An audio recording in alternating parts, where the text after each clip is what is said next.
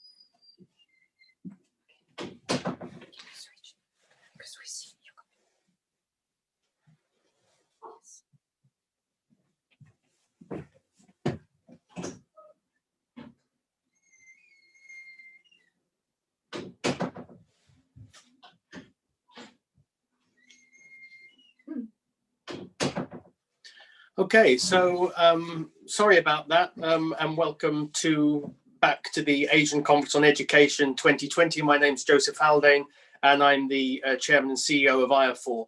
And welcome to the world of Zoom. I'm sure many of you have been experiencing such things as I've just experienced, which are technical problems. The world of Zoom is something that we're still very much getting used to, and indeed, as am I. Instead of welcoming 600, 700 people in a room, as I'd usually be doing, I'm instead doing this through these systems of broadcast. And I'm very, very happy to be welcoming you here today from around the world. The Asian Conference on Education is now in its 12th year, and we've been in Japan for all of those 12 years, but this is the first time that we're sort of bringing Japan from here to you. And we're very, very excited, in fact, to be joined in this conference by several hundred people from around the world and representing very many different countries. I see already in the chat that people have started identifying where they're from, and they'll be joining us this morning. In Japan, which is of course the evening in San Francisco with our first number of speakers, and then also will be evening in Vancouver where we're going up to Terry Small, and then we'll come sort of progressively throughout the days and throughout the evenings to you wherever you are in the world. Now, IAFOR has been embracing difference in terms of the conference theme, and we know that you, wherever you are, whatever your context throughout the world, have had to embrace difference yourself. And in fact, as I've said in previous conferences, this is sometimes less a case of embracing difference and sometimes a case of having or being force-fed difference. And certainly in times of coronavirus, we're in a situation where difference has sort of come and like a tsunami, to use the Japanese word, and forced all sorts of differences upon them and upon us. Now, of course, some of the differences have been entirely positive. And one of the things that I'm very, very happy to be able to do is have and put together the sort of programs that would be very, very difficult to do in different circumstances, such as be able to welcome people from San Francisco, as we're going to today, I believe, and sorry, in Los Angeles and the art center there. First of all, I'd like to thank the organizing committee for their great work in putting together this program, notably Tianhui Chiang of Zhengshu University in China, Su Bin Lin of the National Taiwan University in Taiwan, Barbara Lockie of Virginia Tech, Yvonne Masters, independent scholar, Jose McClanahan of Creighton University in the USA, Justin Sanders of Temple University, and Zachary Walker of the IOE in London. We thank them for all their help in the programming. I'd also like to recognise our scholarship winners, Mansi Pandey from the National Institute of Education in India, Humar Kausar from the International Islamic University in Pakistan, and Kadawashe Mamutse of the University of South Africa in South Africa. Congratulations to you on winning your IFL scholarship. Now, again, apologies for the technical issues. So we're going to get straight on with the program. And today we have a great panel presentation coming up with the Art Center College of Design, and with Sam Holtzman, who is joining us from the United States of America. First of all, Sam, can you hear me? Absolutely. Very good. Coming through, Joe. I apologize for those technical issues.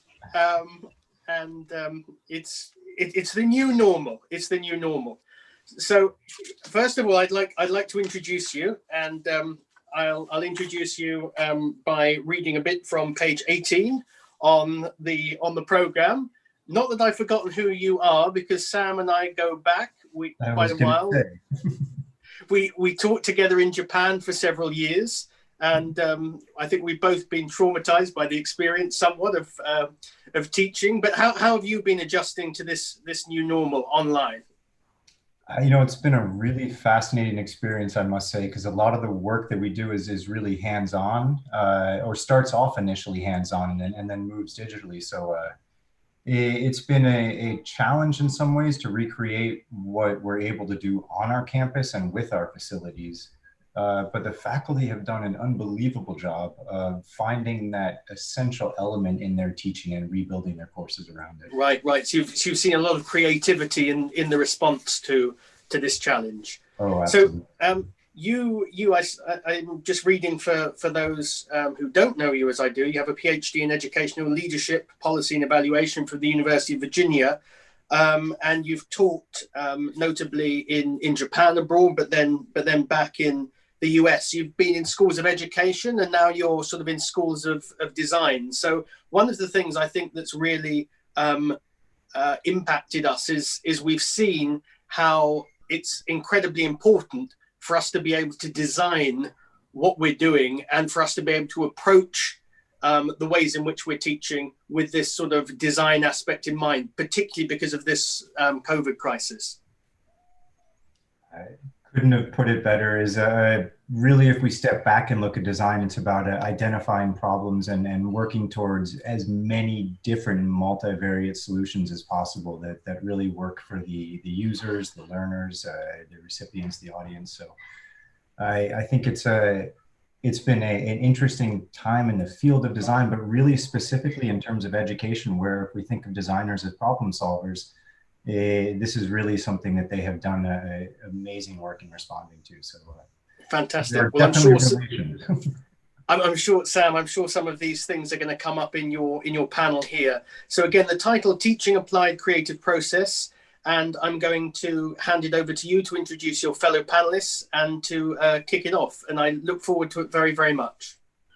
Well, thank you. And Joe, really thank you for having our panel here. We're really glad to join this conference. Hello, everybody in the audience from around the world. And also to the IF4 planning team, thank you so much for everything you are doing and the quick work behind the scenes to keep everything afloat. I think this is definitely something where we all share, as well as the on and off screen moments we're experiencing these days. Very excited to introduce the panel to you all. Joe, I'm actually following your lead on this. I'm going to pull up the program. I hope everybody can see the screen. We are each going to be running our own presentation for the panel, so there will be a couple different formats that you'll see. But this is part of what we're showcasing also, is really the individuality of both the faculty and the work that we ask our students to do and respond to. I'll do a little introduction in a moment about some of my approach and the work that I've done and how I see and think about teaching and learning in art and design, and really specifically around this idea of embracing difference. And then I'll be followed by Joshua Holzman, who is a faculty member in Integrated Studies, one of our departments, and Fine Art another, and also part of the administrative group in the Integrated Studies department.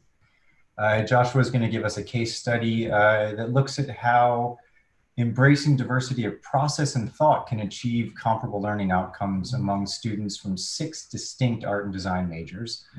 And he's going to do this using a compositional theory assignment and really sort of show us how the students have responded completely differently to this, this shared brief or this shared assignment. Following Joshua will be David Tillinghouse, who is a faculty member in illustration, a track leader for illustration also, so heads one of the groups, illustration design in the department, and is also director of special projects in the department with a focus on assessment and professional preparation, which is a big part of what we do in the school as well, and something a lot of us will touch on, I think. Following David will be Wendy Lee, who is faculty in the product design department, with a deep focus on student learning resources, support, student success, and also a partner in the assessment work we do in the college. Wendy Lee is going to talk about how the individual design process is revealed through project journey maps. And this is in a portfolio-based class. And then lastly is Armando Zuniga, who's a faculty member, sorry, in Humanities and Sciences, the director of our English language learning area, and also the director of our Writing Center, a key component in our student support framework. This is from the program, so I just wanted to give you all a chance to open the program if you haven't looked at it already and read into the bios.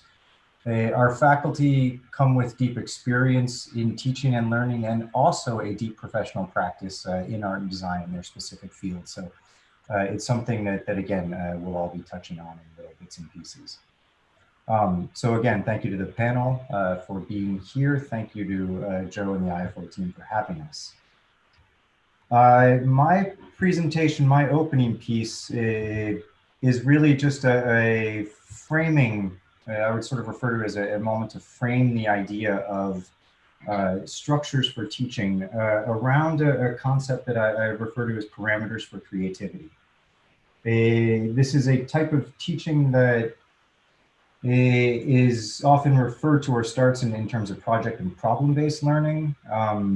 And active teaching and learning are some of the keywords obviously associated with this. But what I want to talk about a little bit is how this works in and across a term, a semester, in a way that creates space inside the projects, inside the assignments, where the students have to put themselves into the work, create and produce in a way that is both meets the expectations and often the professional expectations of the faculty, as well as something that carries the student voice. The typical places we would think about beginning a class, or the framing areas for a class shared by many of us, are the learning outcomes, the course learning outcomes. Really just the big questions: what do we want our students to learn, know, understand, experience, be aware of, be able to do? And obviously at the end of the class, how do we know that they know and are able to do these things, and to what degree? In my mind, this starts off in a very contained place, in a contained way, with the idea that once released into this project or projects, the students start moving in many directions which are really specific to their interests. And it's between these two axes of what needs to be accomplished within the class from the college or the faculty or department's perspective, and what the student is bringing to that, where we see a creative production and a creative process emerging. These learning outcomes really become what I would refer to as the through lines for a course. So if we think about learning outcomes as framing structure, the through line is how they are established, taught, developed, and really reached by the end of the class. The way we really typically see this or think about it is in the form of a project. And then multiple projects often that can scaffold across a term, building and increasing with complexity until they reach a place where the student is really able to demonstrate their ability to actually produce or create or achieve something with or through the learning outcomes. we're not just looking for the student to demonstrate their understanding of these areas, but to actually own it. The key components of this, and these are some of the things the faculty members will talk about, and you'll see in ways how they may use similar terms of project brief or rubric, something like that, but how even in their specific case studies, the examples they'll offer, there's such an incredible range and variation in how people are teaching and how our students are really learning. Some of the key components inside this structure, so the skeleton, for example, if you will, is the project brief, which often carries these criteria, the learning outcomes, but transformed through a problem statement into criteria we expect the students to learn and respond to or work within. I think of these criteria really as what I'd refer to as parameters for creativity, meaning the criteria don't determine content necessarily, they actually frame the space of the assignment. They create a room, I like to think of, where we invite the students in across a period of time between these objectives, and we frame this space, create the room, open the door, and ask our students inside the space to hit these walls as hard as possible. The presence of the criteria, the walls, becomes these parameters for creativity, where the student knows what's expected, they know the timeline, and they know the objectives they have to meet inside the work, which I feel really allows them to not only put themselves into the work, into the space, but actually almost requires them to do so. But also inside this space doesn't really exist this one right or wrong answer, which is something you will also see clearly from our faculty as they start to show you both their own process and examples of the work, of the student's work, sorry. So the project brief really contains these criteria. They become the elements that define the space, the parameters for creativity. And then through this space, the students, or inside the space, the students produce, and we're able to then give feedback specifically to what they are trying to do based on how well they're meeting those learning outcomes. Across the weeks, as the project develops, we see the work evolving. And where something may not have worked previously, we now see the students starting to move into areas where they're finding success. Faculty members are able to identify what I call the plus minus, you'll see them on the screen, the areas that are working and what's not, and then help the student develop an individual mindset, a growth mindset to begin to identify and solve these challenges specifically.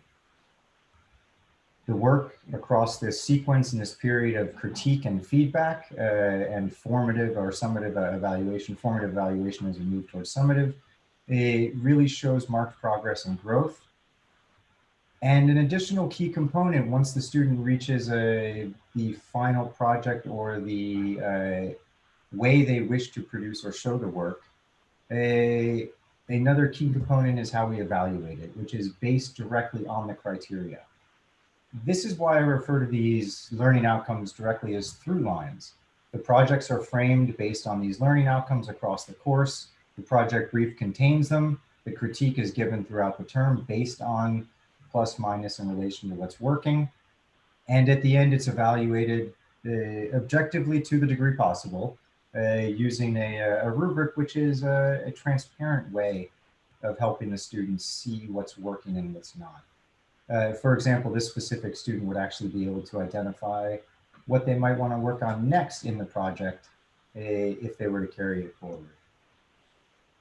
Within our classes, these projects really sort of scaffold often in complexity, or they can be repeated projects in a way that focuses on process, which is one of the examples we'll hear in a little bit. The projects, as I said, often scaffold or build across the term. And another important aspect is as the student grows in their programs, and two of our faculty members teach inside on the panel today, teach in kind of sort of a midpoint, also a formative place in the program. So we'll hear a little bit about how they work with students in some of this middle space where the students actually begin to define the aspects of the project. In some ways, something early on, both in a program or in a course, may start off with very clear objectives and a tight space for the students to work and produce in. As the project scaffolds, you see two of the walls opening up, the students actually get an opportunity to often define that space more. We get to a final project sometimes and everything flips to getting to see what the students are able to do as they present and show us with their solutions, with their ideas, with their efforts in relation to that project or problem that we set out as faculty. Along the way, the role and the voice of the faculty member changes a little bit too, which is another point that I would love you all to pay attention to in the panel as we hear from the faculty, is how they move often in relation to students from direct teaching, instruction, demos, things like that, to really working much more as a role of facilitator, guide, and then often a lot of our faculty do remain in mentor relationships with students as the students move into professional spaces.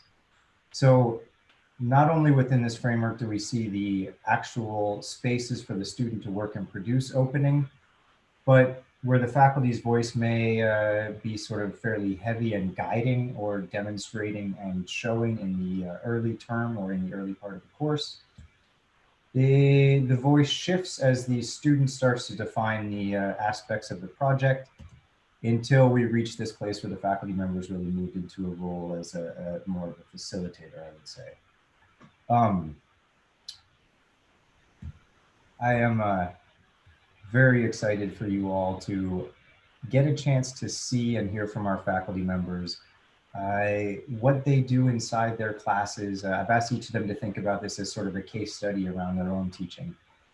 What is so important and what I am always so in awe of is not just the level and the quality of the work our students produce, but how they uncover their own process, their own approach or methodology for their own creative production, how they do this in a space that meets personal and professional goals, and how they are able to learn how to accomplish and achieve in a way that they can repeat, not repeating the same work, but they develop a sense of process that they're able to then take into a space professionally and work to produce with.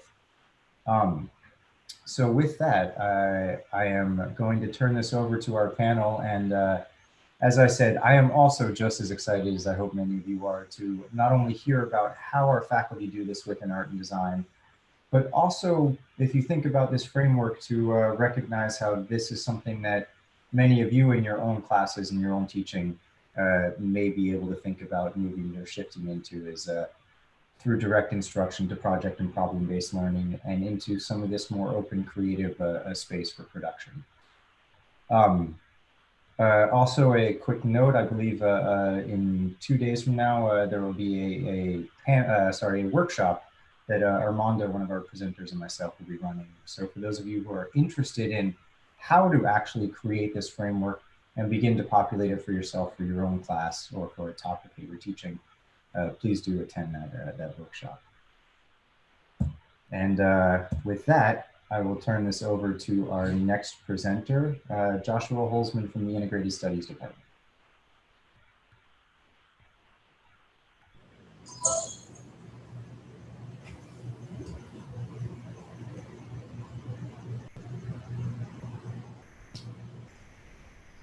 Good evening, everyone.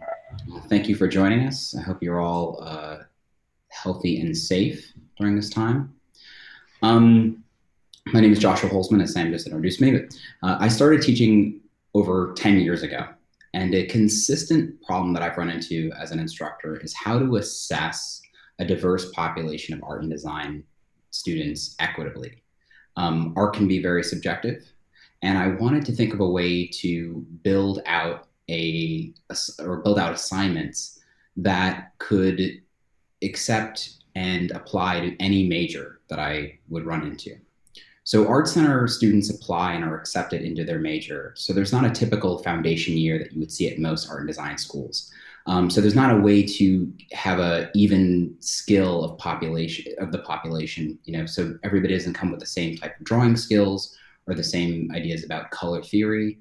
So they come to me with different, very different types of skills, and also different understandings of mediums.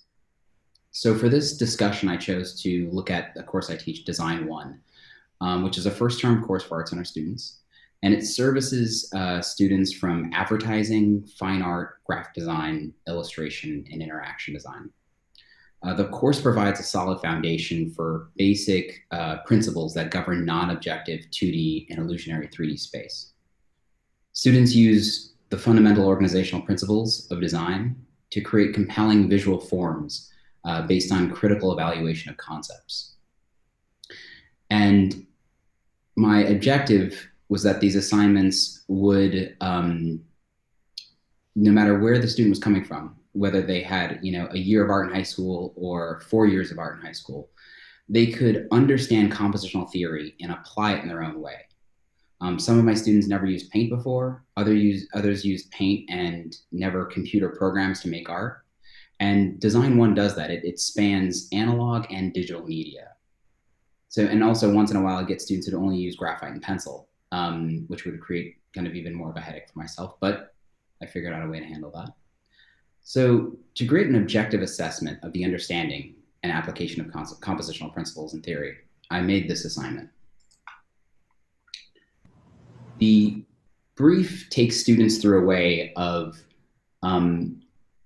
designing 12 compositions of their own creative integrity and their own concept. And this is what I had them spend the majority of time on concept and thinking about something that they were passionate about, that they would want to research for the course of a term.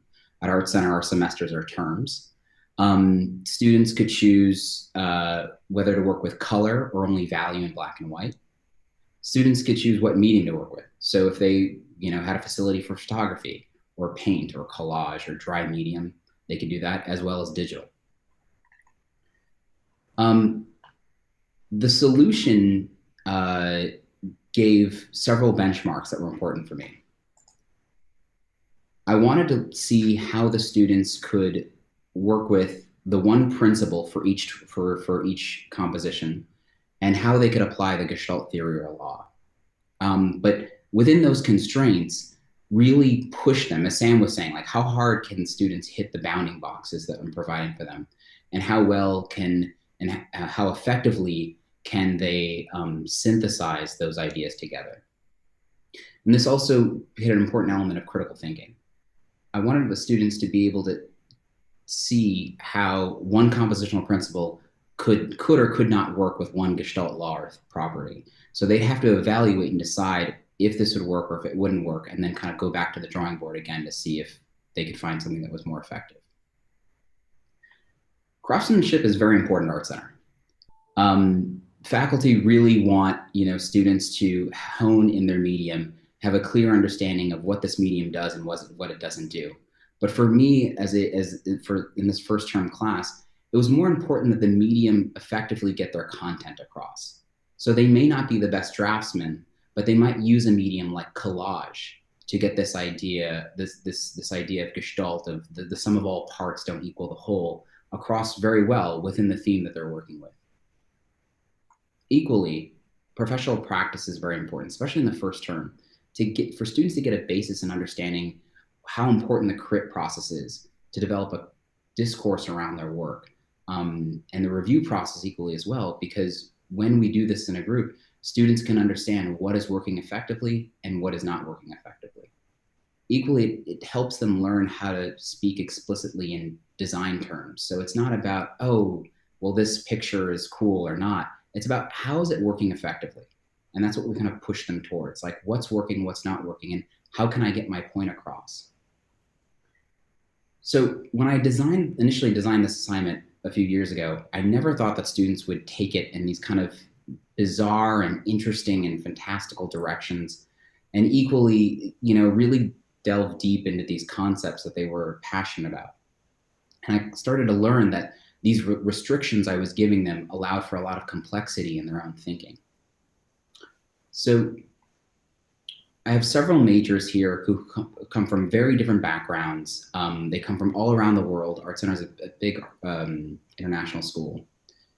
And I wanted to frame each one with the specific Gestalt property of reification, which is to consider or represent something as a material or concrete thing. In other words, it attempts to provide a bridge between what is abstract and what is real. And I think that was very apropos for this discussion because compositional theory is very abstract. But these students really, to a high degree, achieved something that is not only real, but very tangible. So for the first image that you see on the right here is an interaction design student. And interaction design students typically are very more about the interactive user experience of digital products or environments and systems, and are not as interested in narrative.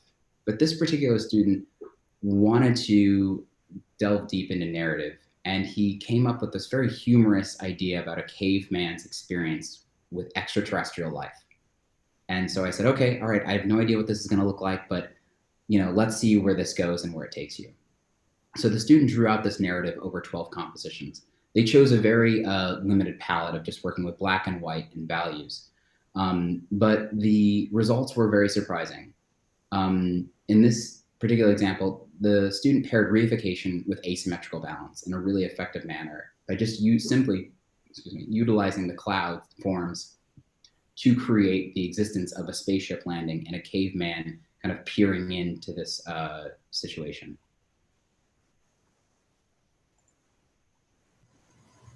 The next examples, one on the left is from an advertising major who wanted to research and explore kind of haunted places and phenomenon.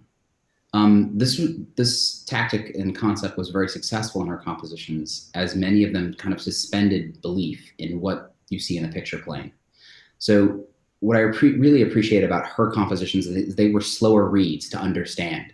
You don't see the emerging image so fast, right? The dark, ominous colors of the palette support the ideas of her concept, and then slowly you kind of see this home or this house coming in the foreground. The use of the burnt and dead trees as a tool to kind of create this house is kind of surprised me. And as I said before, is a slower read than most of them that kind of just hit you right away and you see the form and the figure. The work on the right is an illustration student who adopted a childhood folklore about an Aztec sun and war god that takes the form of a hummingbird. And there was limited material or images of this story already existing, which I really appreciate. I always kind of tell students, choose something that doesn't already have pre-existing imagery, because they're always influenced by that imagery if they kind of choose that topic. So I know this was a bit of a hurdle for them, but they really took it to some kind of fantastical directions and really incorporated what they were already a facility of embroidery and understanding of textile design that they kind of already had in their arsenal, and felt the dynamic use of materials and collaged embroidery and paint was highly effective for the story. Additionally, the theory throughout the compositions was applied very well, and the high saturated color kind of brought life to very static images.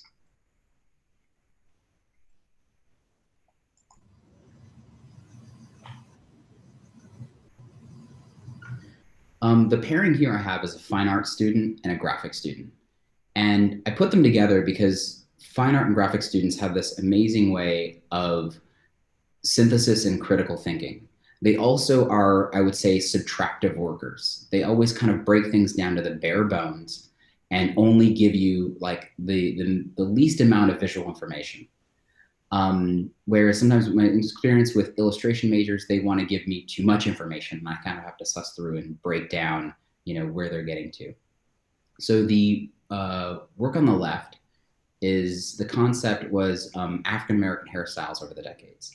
When the student first brought this idea to my attention, I thought the imagery might be a bit derivative. I was very familiar with this. This was something very close to home. However, their facility of critical thinking and synthesis was remarkable. They worked with not just the hair, but also the equipment that processed the hair over the 12 compositions. And they surpassed my expectations in kind of using the discrete use of elements and applied them to the theory as well. The graphic designer on the right took a very organic concept and also a very personal one, kind of thinking about moments of happiness and wanted to actualize them across 12 compositions.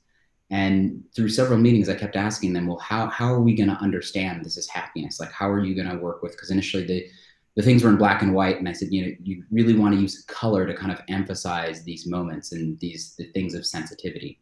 And I think it was quite successful once color entered the compositions and the strategic placement of elements to create this idea about fall in this particular image. It's a sweet sentiment. And they did a wonderful job in kind of creating those moments throughout the composition, especially with color as well. The next iterations are from another advertising student, and then on the right, an illustration student. And the advertising student built a little mini campaign around this. So she was very passionate about this endangered wild cat in Taiwan. She's from Taiwan, and jungle cat. And she wanted some way to promote the cat within her art, but then also she turned around and then after she'd made the art and tried to sold a few pieces to raise money for the cause, which I thought was really incredible to kind of take it a whole nother place after the class. I felt the use of foliage and mice in this particular one to create the contours was an exciting way to create synthesis of concept, to bring the environment of the cat into the design. Additionally, she took this design and made a wonderful kind of surface design of it for her process book, which was quite successful. The composition on the right gets a bit more complex and reductive, but equally has this fascinating theme of a monster market. And I was unclear about what this monster market was going to come into or look like, but their different use of bulk foods reminded me of the many night markets that I've toured around the world. And her theme was kind of an exciting mix of international cuisine and science fiction. I was pleasantly surprised with the results here.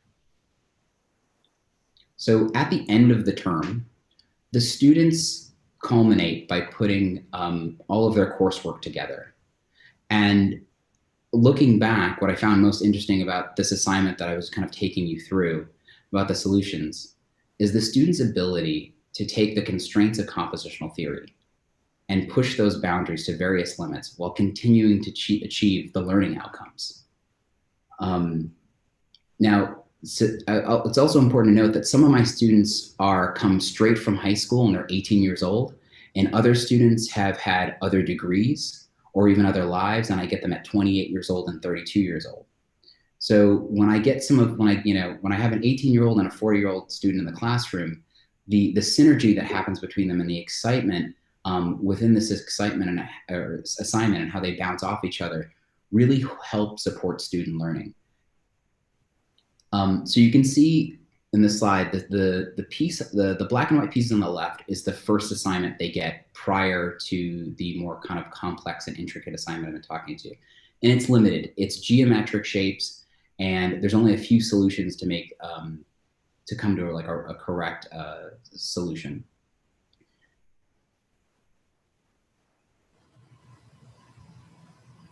The results of the first assignment are formulaic, like I said, and I've included this work because I felt it was kind of an explicit example of how students take abstract concepts and make them concrete and tangible images.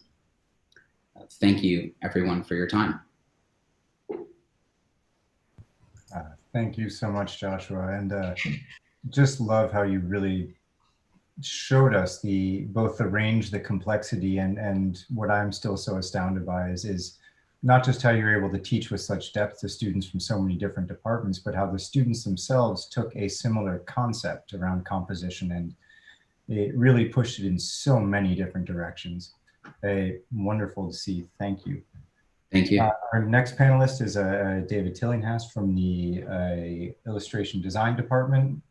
David, you are up. Perfect. Excellent. Can you see my screen there, Sam? Super. Thank you. So, hi everyone. I'm David Tillinghouse. I've been teaching at the college for about 16 years. And I'm really going to pursue this idea of difference in terms of the way I deal with it within the illustration department, within a specific area within the illustration department. And just for those of you who may not be familiar with a traditional illustration program, it usually teaches drawing and painting skills, craft, visual problem solving skills, like you see exhibited in this painting, which is a 4-foot square painting in oil by a mid-curriculum student. But a lot of illustration programs have really evolved beyond that. That means that they're taking a lot of the fundamental skills that we train, and they're really looking to see how they can push those boundaries and really explore their own unique point of view. This is a good case in point. This is by the same student at graduation level, and they wanted to explore surfboard and imagery, and they're encouraged to learn how to learn new skill sets. In this case, found a mentor to help learn how to shape a surfboard, design it, seal it, and complete the image with it so that it's actually a complete finished product. So my process when I walk into a classroom here is that I need to figure out how I can help the students discover these unique differences within themselves, their unique points of view, and nurture it. But at the same time, I have to prepare them for the rigors of the professional marketplace when they graduate, because I teach at that level too. It's a little like a bus moving in two directions, to be honest with you, but it certainly can be done. So it's these two things. How do I nurture their difference? And how do I prepare them for what's ahead? So I'm going to show that to you by looking at two different courses, one at the mid-curricular level, one at the senior capstone level. And in these two courses, I'm going to introduce this through a class called Illustration Design Lab. This is at the 5th term level. So when they come into this course, they've come from foundation level. That means they've completed their basic skills. They've taken Design 1, as Joshua was just talking about in the first term, but they've also learned their drawing and their painting and their craft skills. And at this moment, I need to begin shaping their work so that it looks like professional work. And also, I need to encourage that individual difference. So when they come in, I am really faced with those two ideas. How do I tend to shape these differences? The first thing I'm generally faced with when they put their work up on the board is I ask them, say, so what do you think the strongest work on the board is? And they'll pick something out and they'll say, well, I like it. And I'll say, that's fabulous. I like it too, but can you tell me why? And at that point begins the conversation of the course, because that's usually met with silence. And we start to build a vocabulary. We're moving away from a subjective, completely subjective judgment to more of a professional understanding of what are the fundamentals at play here that make for strong image making, because that's what I want them to take away from this class, along with an understanding of what makes them unique. And this is all about focusing on creativity, design, and industry professional standards. And this is really what Sam was talking about with the parameters of learning. This is the through line. And that through line is something that I call the class model. The class model is 4 questions I ask about image making, and they answer the questions and I facilitate, which means I hear their answer and I'll say, I'm not quite sure what you mean by that. It's a little more Socratic. Can you say it another way? And we get to a point where we define some very clear ideas. Now, you don't need to read all of these. What I want you to focus on is that third one in the lower right-hand corner that says, what makes a powerful image? And that makes its way into the grading rubric. And that is up in the upper left-hand corner. There's a lot of other things we talk about: professionalism, craft, design, type, etc. But by focusing on this area, what you can see is they break fundamentals of image making down into 6 different ideas here. I will warn you, this is incredibly simplistic when you first look at it, but it's highly effective in the classroom. So part of these are touching on some fundamental design skills that seem to be the basis that they absolutely must touch. Value, which means a full range of value from light to dark, and visual hierarchy, orchestration of scale, full range of small to large, also tells the viewer where they're supposed to look, and it creates a great sense of theater and drama. Orchestration of color, actually, we limit it to 1 to 4 hues because it automatically pushes them into a color scheme. Editing skills, less is more. Joshua mentioned that illustration students tend to throw everything in they can, and unfortunately the communication becomes very muddled. And so I am going back to design basics to say less is more, which is a Bauhaus idea from the 1930s. The more that you remove, the clearer your message becomes. You just make sure you remove everything but what is essential. Originality and creativity, it's about surprise. Joshua mentioned that several times. It's about the unexpected. It is about the unpredictable. It is about the unique. It's about seeing something that you haven't seen before. And we really boil it down to something very simple called surprise the viewer. That's our definition of creativity. And finally, engagement. They have to be engaged, having a good time, not just turning in an assignment, but committed, engaged with what they're doing over every square inch of the image. And this can be a big challenge to get them to the engagement level. But once I do, many of these things tend to take care of themselves because they've really been trained in them previously. So just to take a look at this, these are these 6, when you look at them again, they look overly simplistic, but the truth is what we're talking about here are some 6 very major points in terms of how to create a powerful image.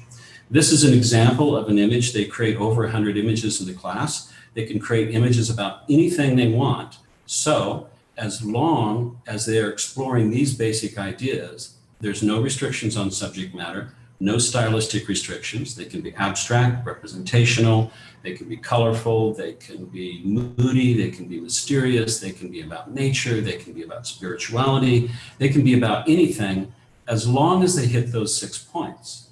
And what happens out of that space, like Sam showed with the room, hitting the walls as hard as you can, we push them to create unexpected, surprising solutions.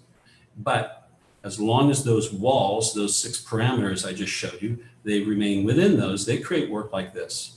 This just appeared in the new annual of Graffi's posters, and this is student work. The student hasn't graduated yet, so he's producing work at a very professional and award-winning level. And I'm just going to break down one of these posters because I want to be aware of time with those 6 points so you can see how they approach this. So when they put up an image like this and they're going to turn it into a real world poster, it hits the points in this way. It has a good value range in which I can see everything very clearly, light to dark. It has a great range of shapes from positive to negative to large to small, even the way the rectangles are broken up. It has great limited color. They've limited to cyan, magenta, yellow, and black. And so there are only 4 hues. And at the same time, they have eliminated a lot of extraneous information. As a matter of fact, you have to slow down a little bit to read the image. Now, this particular image was going to be a solution for a skating exhibition, for a skateboard exhibition rather. And so this student, rather than doing the predictable, which would be to do a drawing or a painting of someone skateboarding, they actually decided to make a sculpture. It's made out of Sculpey, which is a very unexpected, non-traditional art material, and created a abstracted figure of a skateboarder in motion. So it has the sense of motion about it. He then took a photograph of it, moved the photo into Photoshop where it glitched, liked the glitch art, because the glitch added another layer of a sense of contemporary quality, because skateboarding culture, of course, for youth is a very contemporary, edgy kind of pursuit. So when you put all these together, you have a nice level of surprise with this image. It does not look like any other image you've ever seen for a skateboarding exhibition. It makes the viewer think. It has all of the elements, and it looks like he had a hell of a good time. All 6 points, we love it. Gets a home run, as I like to say in the class. And all of these images tend to do that in one way or another. This is to Joshua's point about less is more. This is about as boiled down as it gets, but everything is there to communicate the message. And again, with this collage poster, this using a thrown away toy with a photograph and drawing on top of it to talk about this abandoned toys option. So each one of these, in some sense, brings something that's unexpected. This is a yearbook photo, which they painted on and then created type with to communicate the project. So these become a portfolio project. As you can see, we talk about the differences. These are illustration students using everything in their visual toolkit. They don't have to just draw and paint. They can use anything to create surprising, unexpected solutions, and we encourage that. So finally, what I'd like to show you with this is the way that a finished poster like this, and this is an analog hand-done painting, is then placed in the real-world environment. And this is in preparation for the Capstone class that I'm going to show you in a second, because this places it convincingly in the real world where it should be. That leads me to the Capstone course. This is Portfolio Design Lab. And in this course, the students have to edit their work. They have to choose their career paths. They have to build a career strategy. And they have to present their work to industry as what is called our Grad Show. And this is in our pavilion. And this is a photo of that Grad Show. And through those terms between the mid-curricular level and the graduation level, they've been exposed to a lot of possibilities for career paths. And never is there more variety than in the possibilities of what illustration students can do with their career, as long as they're supported to believe that with these differences, they can make any path that they want for themselves. So as you can see here, this student that works in a very flat graphic voice is applying it to children's books, adult trade books on the right with Jurassic Park, packaging on the left, advertising with the posters. So they really approach a full range. So the spine of this class, though, is something called a market research presentation. And this really challenges their research skills as well as their presentation skills. And in this, they lay out their career strategy. They connect the dots with who the clients are that they're going to go after. They also research who the people are, what the names are, their contact information, email addresses, and they build a real thorough presentation over 14 weeks, including where they might want to move to, or where other offices are that they could contact. And I want to finish up just showing you how some of these students end up in the real world by going through this program that supports so many differences. This is Bijou Carmen. She's a freelance editorial illustration with an emphasis on fashion, which is her particular point of view and interest.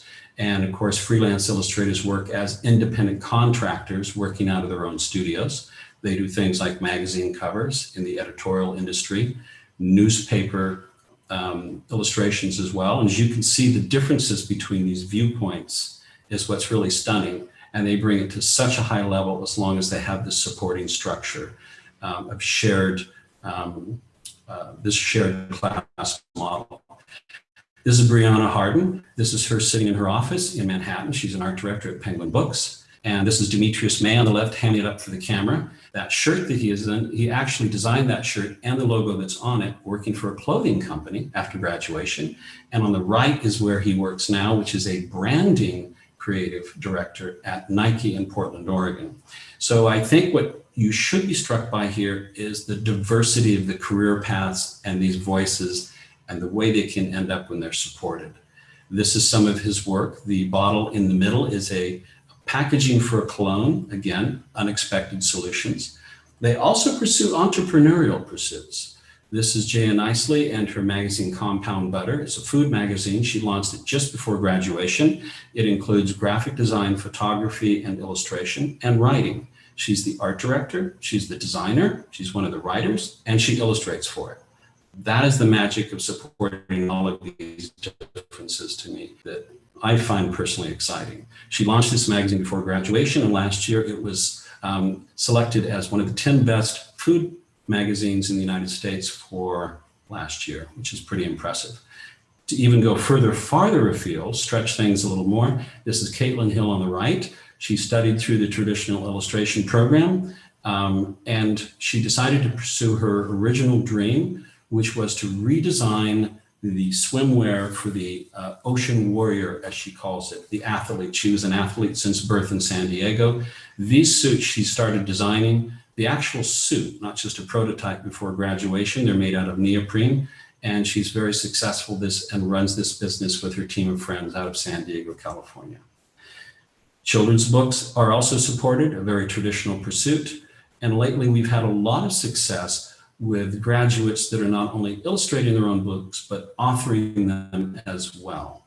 And that is a real departure from what was possible before in a traditional illustration program. So I think what you really see here is the way that, given this substructure to support them, the walls that Sam was talking about, if they really push for what is unique about them and are allowed to really explore that with a lot of support from faculty in the department, they can come up with stunning results, and they can pursue them in a wide range of different careers. And that is my presentation, and I want to thank you very, very much. Thank you, David. That was wonderful. And I think between you and Joshua, really what I see is a clear sense of how there's a very specific concrete starting point in a way. And then all of a sudden it broadens out so immediately as the students are moving in so many different directions. What is really interesting is, especially as you see them at a midpoint and toward the end, is where they're really kind of finding their voice in the middle and starting to apply it, and then really kind of thinking about their professional career and making sure that they're pointed toward that with the work that they're doing as well. I'm just thinking of the shared challenge already we're seeing is both of you have students, in one case from multiple majors, and in another case, students who are headed towards totally different areas of the profession, yet the learning outcome's similar. The way you are teaching in some ways is very similar to how you get the students to really achieve and produce.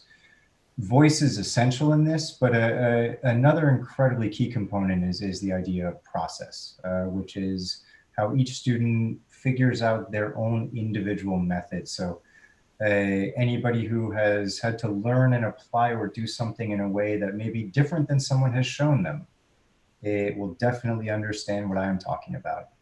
To really make this clear, though, I'm going to turn it over to our third panelist, Wendy Lee from our product design department, who, as I said earlier, also has a very deep focus on student support, student resources, and student success. Thank you, Sam. Let's see. Oops.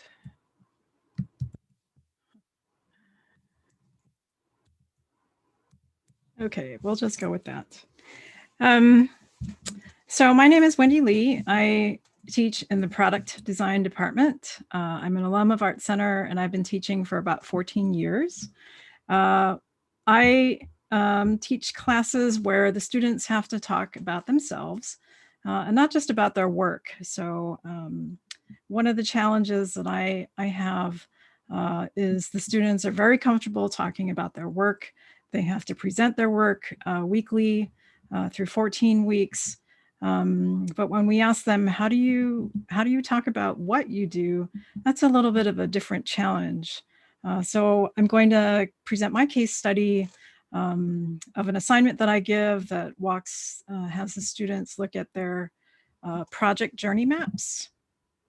And I'll talk a little bit about how it fits into our curriculum.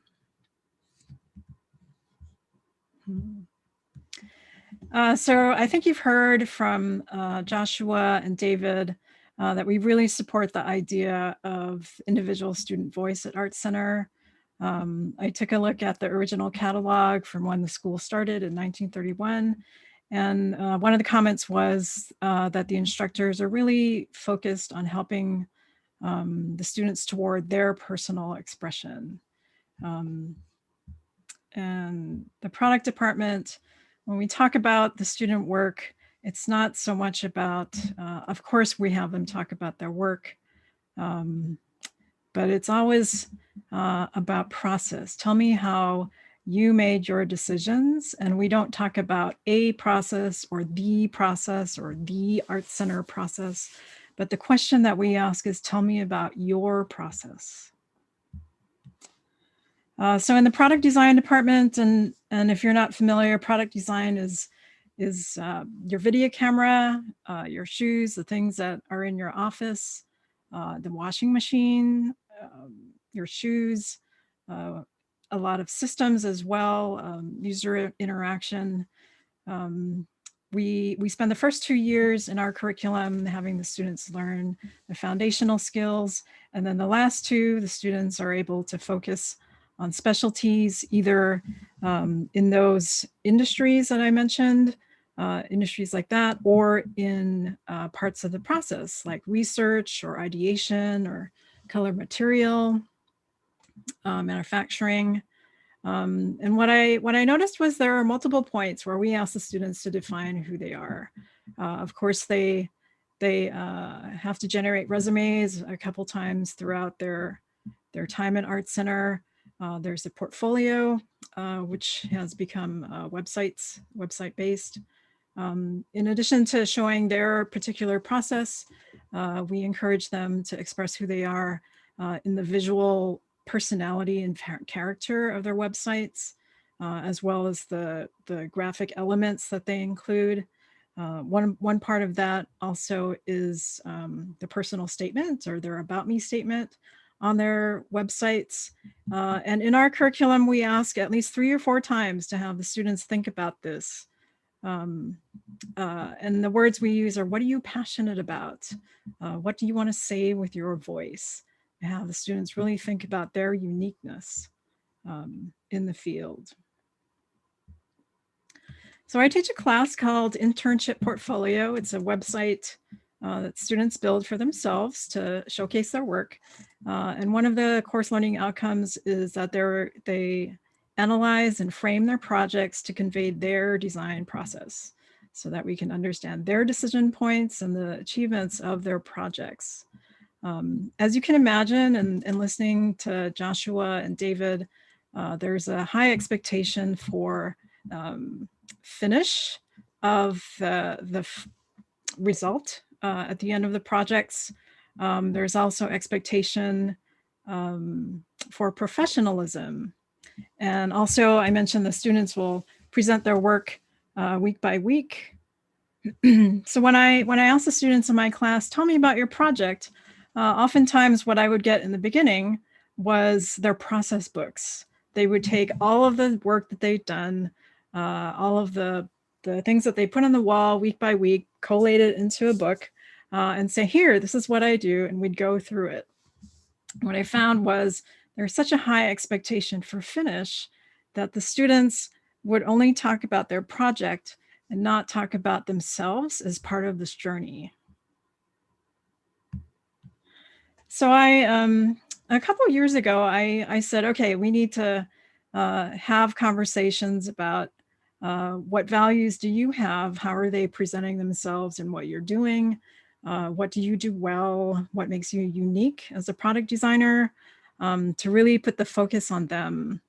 And I said, okay, you're going to get get a piece of paper out, get a pen out, and we're going to have you create journey maps for your project, your first project for your website. So create a starting point, that's your design brief, your prompt, put an end point, some point on paper is where we have our finished object that you're going to tell me about, and draw the journey, help me understand where your decision points were, how you made your decisions, and then we can use that as a starting point to have these conversations, to dig deeper into who they are as product designers and to talk about their process. So I want to say these sketches were never meant to be turned in or thought to be finished sketches. What I found was it allowed me to see how the students thought about their process, the steps that they go through. We can see it tries to be linear, but there are a lot of iterative processes which we expect. We can see where the students going back and forth in their thinking. But what was really exciting about it was the expressive quality in the drawings that came out that I wasn't quite expecting. So again, we can see across the top the steps that the student went through. If you were to say it was a linear process, and then in the green, they're saying this is the actual path that I took. And we can see where the struggles were, where they had to go back and forth. And what emerged was these little narrative editorial statements that would show up. So here the student is talking about, I usually get stuck about here. And I could have a conversation with him. Is that part of your process? Like to know that you're going to get stuck? Or are you commenting that this is something that you don't do well and you would like to focus on other areas when you look for work to talk about the things that you do well in your process. What I noticed too was the expressiveness in the lines, to really start to read beyond just the words, beyond just the flow of the project. So here I'm adding the little red circles, red ovals. We can see that the 2 weeks of research felt different for the student than some of the other steps in their project. And for sure, they were really excited about the making process. And hey, the final design is something to celebrate. So we can see there's a sense of emotion that started to show up in the journey maps for the projects.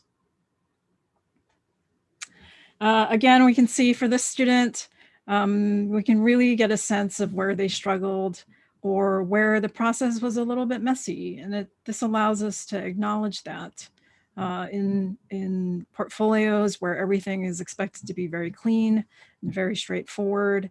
Sometimes it's more important to understand the challenges that people face and how they got through it. And also here, the students talking about the design direction was not good, and to recognize that and say, what did you do to overcome that challenge, to get to a better design direction?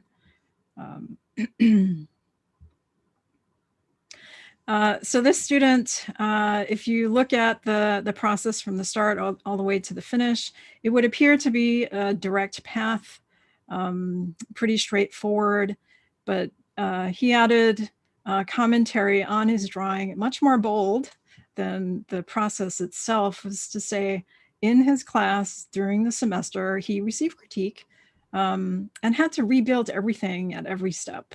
And so for me, this allows the conversation about, what did you learn? What did you learn about yourself? What did you learn about what you can do? And I don't know that I would have been able to see that without asking for this kind of work.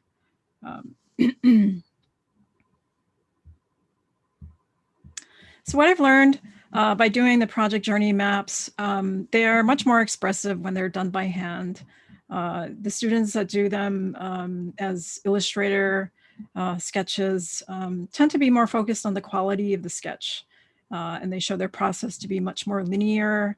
I enjoy the spontaneity of the sketches, and that's what we do in product design. So the students are comfortable with it, but I do see a lot more expression in them. This also allows us to talk about the project as a whole. We can see the journey of the whole project on one sheet, as opposed to 40, 50, 60 sheets in a process book. And it also allows us to talk about it without assessing the quality of the design. We are very visual people, and if we have a piece of work in front of us, we are going to start to analyze it and critique it.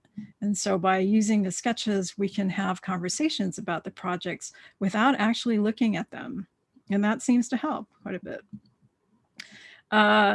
These are meant to be support conversations, so they are not actually critiques of work. So the students can be a little bit more free, I think, and express their emotion that they experience through the project. It allows us to understand, if we really look carefully, it allows us to understand how the foundational structure that the student is trying to say, the process that they followed, and then the actual path through that they went through.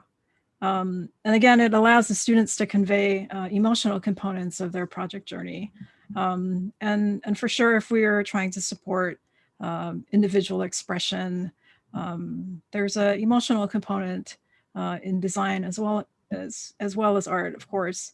The students put a lot of themselves into that, and this helps me to support the conversations about themselves and their process. So one of the things I've been thinking about, how can we expand this? And one of the questions that came up a couple days ago was, how do we embed this, foster practice, a reflection? So one of the things that I'd like to do is to have the students do this for all of their project classes. There are 8 semesters that the students attend Art Center. They do a major product project in each semester. So there are 8 projects at least in their portfolio when they graduate. It'd be great to have them think about it in this way, to think about their process for all of their projects. I am going to start to explicitly or subtly ask them to talk about how they felt going through the project, to get a sense of where to ask the questions, where to have a conversation about what they're learning. And it would be great at graduation to have a whole collection of these journey maps, and then to have the student talk about their practice as a collection of their project processes. So I was really excited to have the chance to share this. It's a little bit of the behind the scenes work that we do to help the students. I think you hear from my colleagues how much we dedicate to the conversations that we have. And I found that this is one way to support those conversations. So thanks. Thanks, Wendy. I made a note to myself about one of the questions you asked in there, which was, what did you learn about yourself in this experience? It actually reminded me that going through my entire formal education, I think I may have been asked once, if that at all, who was I as a learner? How did I learn best? What was my approach? What was my way? It's what I always tried to do, but and I gravitated toward people that allowed me or created space in the work for me to do this. But the fact that you're really basing your entire class and the way you're forming your projects on helping students figure out their process, how they approach it, and also that socio-emotional component of how they feel about it, even knowing that they may get to a solution, a project, a design that works, and still have some feelings, residual feelings, maybe sort of excitement moving forward, or a sense of, oh, I could have done this differently. So actually really putting the students in a place where they have to both reflect on their work and also their process. Just wonderful. Thank you so much. We are heading towards our final panelist, and we are going to have some time toward the end for Q&A. So I just encourage everybody, if you have any questions for any of the panelists individually, or just in general, please do feel free to use the chat. We'll take a look at the chat as we open up Q&A. So if you want to drop questions in there now, or once we do open for Q&A, we do want to hear from you all, and would love to respond with some of our thoughts. Our final panelist, Armando Zuniga, is from the Humanities and Sciences Department. He's the Director of English Language Learning, and somebody who also comes to the college with deep personal practice, professional practice in English language development, English language learning and teaching. And I would also say, Armando, you are an educational designer in many ways, as you are figuring out how to apply what you do into a new environment, simultaneously helping the students figure out how to both acquire language and reach their professional goals. A repeated idea, I think, across the panel is how each of us is really working directly with students or our constituents on multiple objectives simultaneously, but often sitting at the intersection of what do you want to do personally, individually, and also where are you headed professionally, or what are your goals and objectives? And in that middle space, how can I or we as faculty members or administrators help? Armando, please take it away. Thanks.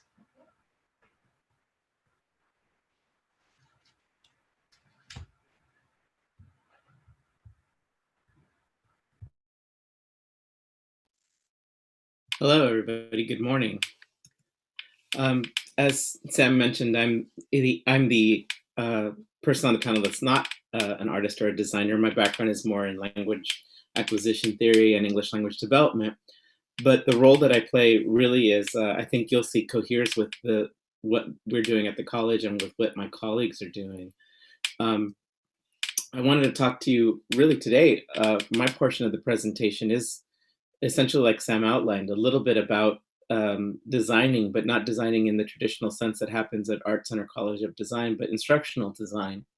When I first started at the college, I realized the importance of instructional design and the approach that it was necessary when it comes to working with students that didn't have English as a first language.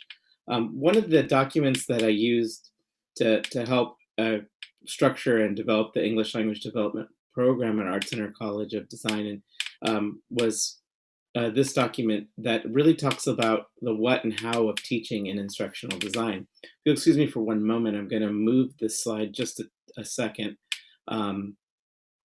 so that you can see the whole thing. I think it's probably better this way. I don't know what it looked like on your screen, but you can kind of see full engagement in the courses of my colleagues really requires a facility with the language, with the English language, and an ability to navigate in and out of those complex language demands, whether it be the critique, the presentation, the brainstorming, the creating of ideas, or even the social networking that happens in the classroom. Beyond that, the language demands are huge once they leave the college. And I think you saw from my colleagues' presentations, the places that many of our students land and the spaces that they go to are really diverse, and having a facility of the language of art and design, but also of an academic English is really important for them to be successful. The program that I've been working to create since I started at the college a few years ago really tries to get those complex language demands and embed them within the instructional sequences of the curriculum. The instruction is parallel and symbiotic to the content area courses that they're taking, whether it's David's, Wendy's, or Joshua's classes. I try to provide them with the language skills that would transfer for their success in those classes. It was important for me to visualize language instruction that was parallel and symbiotic to those courses for students to be successful. And this approach was a little different for me with a traditional academic background in language acquisition. And it's a real departure from a lot of programs that currently exist that are mainly embedded with kind of the traditional focus on language learning, which is kind of repetitive, drill, and sometimes even void of context. The language learning instruction that happens at Art Center, or that we're trying to create and make sure happens at Art Center, is one that really provides language that's contextualized around art and design, that provides them with the language demands and the skills necessary for them to be successful in communicating the sophistication and the complexity of their art and design work on a social level, but also on an academic level, on a presentation level, and those projects that that you saw many of those projects that my colleagues presented today. It's similar to traditional language programs in the way that it does exist to provide students with the language needed to express the complexity of their thoughts and ideas and communicate them through projects like those presented to my colleagues, that moves them up and through higher levels of traditional educational, like Bloom's taxonomy or the rigor and relevance scale, to have them express those ideas and their thinking along those ideas. So I'm really looking at the language they need to be successful in those areas, but I'm also looking at how they're delivered. And that's this slide here, this framework. When we're moving to try to continue our language instruction online, and this really applies for face-to-face models as well, we looked at a document that Sam's office created, and that was the what and how of teaching. What my colleagues are teaching those other departments is new content and the delivery of new skills, asking students, as you could see in many of the projects, they required a lot of collaboration and teamwork, a lot of activating those new skills and activating the new content that they learned, and several projects and presentations. But how to get there now in an online and remote teaching environment makes us really examine how we help them and what skills what supports we provide through online and remote teaching. Are we providing student-centered learning?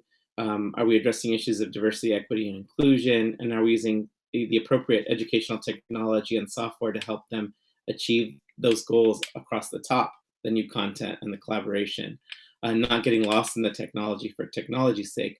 All that while keeping in mind that English language acquisition and English language development are part and parcel of the what and the how as we plan instruction in the English language development department. To give you an idea of that, I wanted to tell you what our program is kind of built on. We're really grounded in research and effective practices that are very traditional in a lot of ways, but we're doing it in a comprehensive English language development program that's not just providing students with the language that they need to be successful in the humanities and science courses that are more of the academic side of the college. And I'm not saying sides in terms of there's two different sides. I'm saying in terms of the focus. And then we're also trying to provide them, like I said earlier, those effective language skills that you might think are necessary or after seeing the presentations you did for my colleagues today to be successful in those art and design courses. So this is how we approached the building of the English language development program, and we approach language acquisition and all of the courses for international students and for students who are English only speaking students who might be struggling with academic language.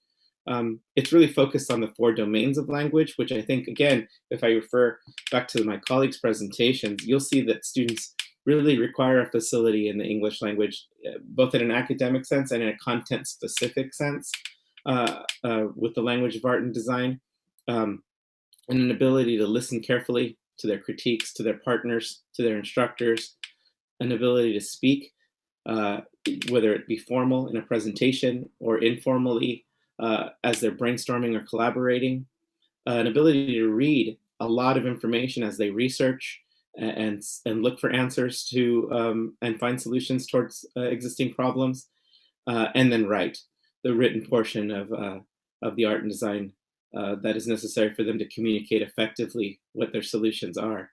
So we really try to ground it in a listening, speaking, reading, and writing, but again, wrapped in the context of art and design and the skills they need to be successful in those courses. Again, that brings me to number 3. All of the instruction is contextualized to meet the specific language demands across the curriculum. And so while many of the skills that they would need in a traditional English class do transfer to humanities and sciences, we do try to keep an eye and be reflective when we teach on how these courses are also supplying them with the language skills, techniques, and strategies really that they'll need to be successful in art and design. For humanities and sciences, the language demands at our college are heavy in writing. Many papers are due in the humanities and sciences courses, and lots of writing is done. There's a large quantity of reading in our humanities and sciences courses, and these could be a generalization for many humanities and sciences courses at many colleges. But I'm being true to the presentation here in saying that I've assessed all of the humanities and sciences courses and really looked at the way that they deliver their presentations and found this is where the emphasis really are. And many of the discussions, while not necessarily a lot of formal presentations are happening in our humanities and sciences departments at this time, I found that there are a lot of discussion-based meaning-making sessions happening. In other words, students have read an article, they have seen a presentation, a video, or reviewed a document or an illustration or a chart or a diagram, and now have been given opportunities by the instructor in humanities and sciences to make meaning of it together, whether that be in pairs, as partners, or in small groups. And those are the language demands that I found heavily in the humanities and sciences department. And those are the language demands that within the ELD program, we try to have students achieve and acquire as we work with them towards learning English.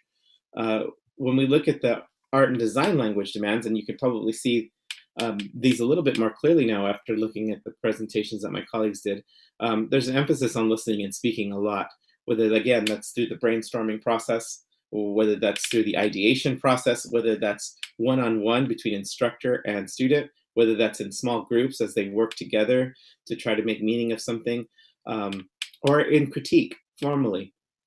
There's also a lot of listening and speaking going on during formal presentations.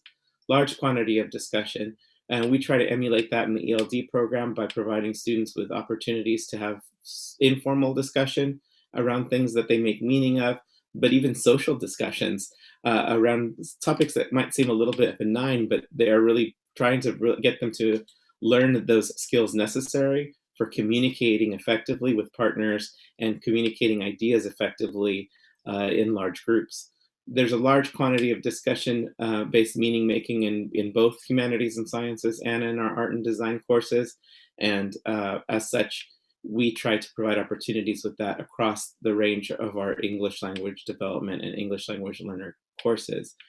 This is just a thumbnail overview of the architecture of the program. Of course, embedded within all of this are our formative and summative assessments, the way we check for progress monitoring using formative assessment results, the way we place students using an entrance exam, and the way that our instructors also use multiple measures of assessments to ensure that students are, in fact, moving along that language continuum and moving towards proficiency in an English that isn't going to be just academic, but of course an English that's going to help them be successful in their art and design courses and beyond as they move into companies like Nike or into designing book covers at Penguin. That was my portion of the presentation. I'm trying to be respectful of time and honor the time that I want to give back to you for any questions and that you might have for the panel. So thank you very much for allowing me to share a brief sketch of our program. And I hope that this was a good use of your time and informative. Thank you, Armando. Thank you, everyone on the panel. I think a lot of repeated ideas across the board in a way, the focus on individual voice, expression, really thinking about some of these challenges of how we meet our students where they are and help them get to a place where we want to be able to see what they're able to show in terms of ability, at the same time, specifically through their lens, their lived experience, through their own ideas. And this group of faculty particularly work unbelievably hard to help the students achieve success in their own ideas, which is one of the particular reasons I asked each of them to think about presenting a case study. Armando, you have a very particular challenge in what I would refer to as the meta teaching that many of us have to engage in, where not only English language acquisition, English language development, but vocabulary specific to the multiple different departments the students are heading into. And inside of that is this core idea I think a lot of us do share, which is language, whether it's visual communication or oral communication, language-based, as a means for self-expression. And with this secondary purpose of making sure that the students are able to do this personally, individually, and also to a professional level, to a professional standard, and in a way that will help them professionally and succeed. We do have several minutes left for some Q&A, so I would love to open it up at this point for any questions. Please feel free to use the chat. Also, I think we did get a note earlier. To those of you who want, we encourage you to turn on your videos, and please feel free to jump in. If you want to unmute your mic, I think you all have the ability now. So we do have about 8 minutes or so for some questions. So we are here. Please ask away.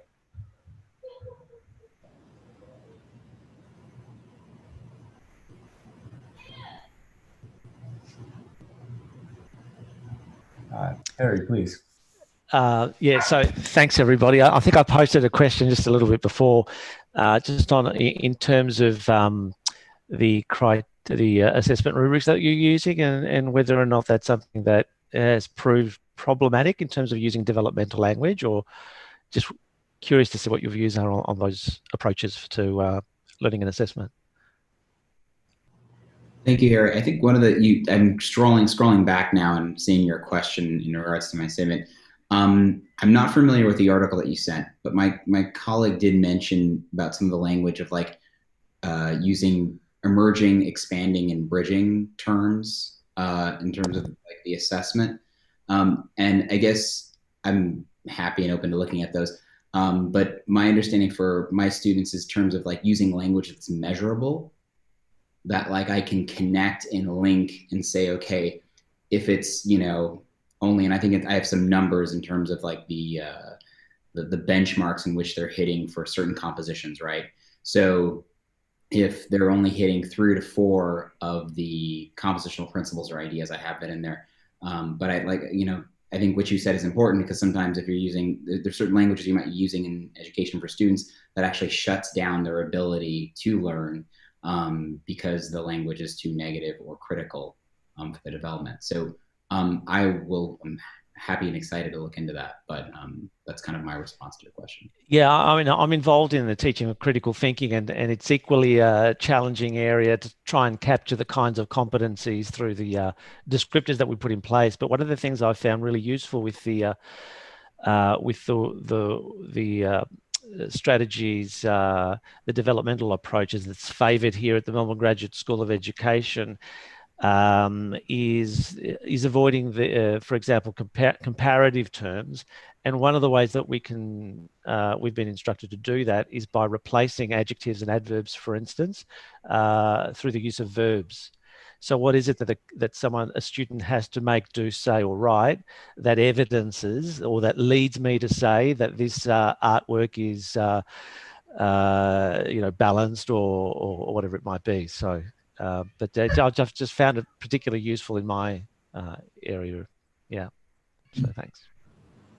Thank you, Harry. It's rubrics, I think, are an interesting topic in the college itself, partly because it's something on the back end we use a lot for assessment, but really the idea of giving it to the students in a way that makes the objectives transparent, that allows for real sort of a formative and summative feedback along the journey itself, giving the students the area or the criteria in a sense in advance allows them also to be able to check in on their own work and their own progress and start to take a little more command of it.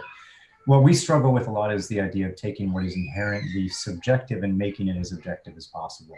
And that's how we gravitated toward the tool. But thank you for the tips. It's something we are constantly in a state of reviewing and evolving our own practices. So. In a parallel thought, Harry, it's also important, and I think you alluded to this, that you teach the rubric as well, right? Like that it's not this thing that just exists, and it exists because, you know, institutionally it's required, or institutionally you're supposed to have this as part of your syllabus. But I think I can speak for everyone on the panel that the rubric isn't something that we hand out along with the grade. I think it's really something that's taught along with the assignment. And I think that's really important. And from the language standpoint, for me, it's very important that I teach what those things mean. So like you said, you moved into verbs instead of adjectives, but what do those verbs mean, and what do they look like in terms of this assignment in this class, and really show representative or illustrative examples of what those look like to make sure that there's meaning there, and that the rubric exists not as a tool for me to grade, but as a tool for them to plan and build effectively. Yeah, I think that's an excellent point, that that the rubrics can be used to scaffold students so they can assist in co-constructing them. For instance, if we know what criteria we want them to use, and they can be involved in that process, and that assists, I think, in bringing to the fore their metacognitive thinking. So it's exactly what you were talking, I think, before in your presentation. An interesting process that some of our faculty are really actively engaging in now is defining loosely in terms of the criteria for the project, but actually allowing the definition specifically of that criteria for that particular class to emerge organically, to be co-created with the students, with the class, in a sense where we have ownership and relevancy almost immediately from day one. Yeah, and I can just speak to that for a second. I know in the class, the mid-curricular class I was talking about, I work with the students to help them define what it is that makes for really strong imagery. And once they come up with that construct, I use that language in talking about their work in the first half of the class, but then I start stepping back And I wait for them. I say, okay, I want you to talk about this with the language you've been using in the class. Let's talk about this critically. And before long, by the time I'm at about week 9 or 10, they're actually leading the class critiques. I just stand in the back and I facilitate, which is a pretty cool feeling to see them actually actively engaging that. And that language comes directly from the rubric, but it originated with the students in the classroom and their thinking. That's pretty exciting. I think that also reflects in the socio-emotional well-being of the students as well, right? Because coming in, especially to an art and design school where many of their professors are very accomplished in their fields, there's already this positionality between instructor and student that can be unbalanced, right? But allowing them to participate actively in the creation of what the outcomes might be and what a successful outcome is really kind of creates that environment that is more engaging for students and really puts them on parity rather than in this hierarchical kind of change. And it's not using the rubric as a blunt instrument as many of us have seen before.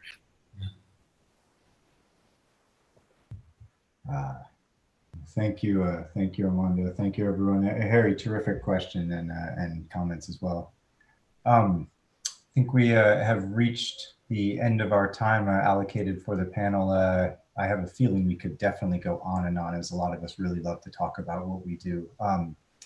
But I really very specifically want to thank the panelists, my colleagues, for taking the time to step back for a second and reflect on their own practice. We're so embedded deeply in what we do daily that it sometimes is a great opportunity and also a particular challenge to both identify what you do as a deep aspect of your own practice, your own teaching, and be able to turn and offer that introspectively to others.